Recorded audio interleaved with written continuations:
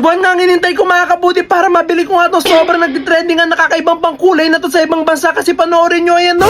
Grabe nagulat nga ako dito kasi ngayon ko lang nalaman na meron na palang ganitong klaseng pangkulay. Para na siyang foam tas isa-shampoo mo nga lang daw siya sa ulo mo tas pag natuyo ganito lang daw magiging itsura. Ayan no, grabe ang ganda. Wow!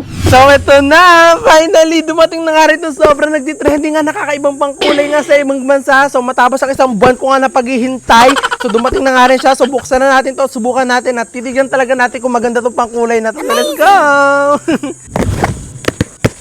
Tagal ko na itong hinintay kasi bawal siyang ipaship sa aeroplano dahil nga parang may pang spray siya. So isinip siya sa barko, kaya talagang tumagal. Kaya! Ito nga yung napanood natin. OMG. And so isang piraso lang inabili ko kasi susubukan lang naman natin siya. So titignan talaga natin kung maganda itong pangkulay na to. So let's go. At itong pangkulay nga na nagtitrending nga na to, hindi ko alam kung anong kulay nga itong nabili ko nga na to. Kasi sinabi ko dun sa pinagbilhan ko na kung anong available, talagang bilhin na. Kasi nagkakaubusan nga nito sa ibang bansa at laging sold out. Kaya surprise na lang talaga kung anong kulay nito. So let's go! Tara, subukan na natin. And 1, 2, 3. Oh, hindi pala ako pwede magkulay. Marami pa pala akong kailangan gawin. Kaya talaga hindi pa ako pwede magkulay ngayon. Kaya naman nakaisip pa ako ng paraan para masubukan pa rin natin to. Ayan, so meron ako ditong kasama. Ito yung pinsan ko. So sa kanya natin dito try to nagtitrending na pangkulay nga na foam nga na to. Titignan natin kung maganda yung kakalabasan sa buhok niya. Kasi sakto-sakto. Yan, itim na itim yung buhok niya. So sa kanya natin ito try. So let's go! Ready ka na ba? So surprise din to kung anong kulay yung magiging kulay ng buhok niya. So tara. And 1, 2, 3.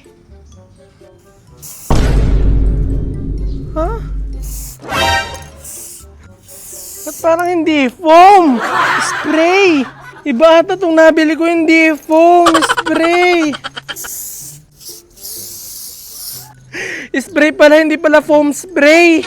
Akala ko kasi foam spray kasi meron siyang ganito. Ayan, meron siyang parang ganyan, hindi maintindihan na words. Akala ko nakalagay dyan foam. Hindi ko kasi maintindihan. Pero ako hindi yun kasi tignan nyo. Oh. Ayan, ang ganda nga ng kulay niya. Violet na violet. So paninindigan na natin to. Talaga kukumpletuhin na natin para tignan natin kung maganda rin to kahit spray siya at hindi yung foam.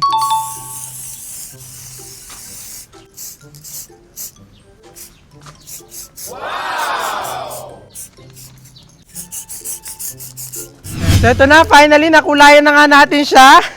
At ganito na nga yung naging itsura ng buhok niya. Para siya yung sisiw na binili ko.